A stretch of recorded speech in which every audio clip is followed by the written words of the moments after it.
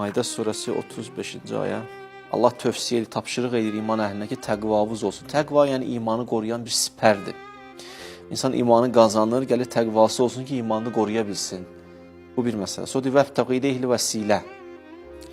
Allaha vəsilələrlə gedin, yetişin.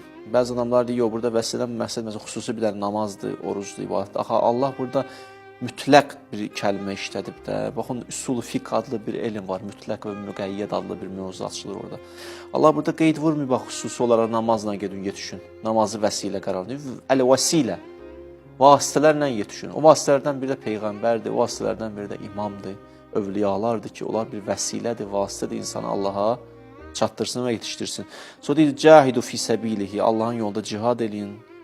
Ləalləkum tuflihun ki, ümid var ki, fəlaha yetişəsiniz. Fəlah da Quran-ı Kərimin ən mühüm terminlərindən biridir. Və Qurandan toxunduğum məsələ qurtuluşdur. Ortadan qurtulmaq, nicat tapmaq. Bir dənə fəlahdır. Fəlah, qad əfləhəl müminun. Fəllah əkinçiyə deyirlər. Necə bağban fidanları ağac eləyir, necə ki, bağban toxumları ağac eləyir. Yəni, sən də fəllah ol.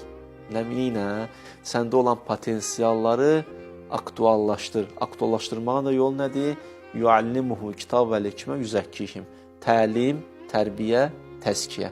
İnsan məlumatlarla, müəyyən məariflə bir və özünün ruhunu təskiyə eləməklə, paklamaqla iki, içində olan toxumlar düzərir, olur fidan ya olur ağac.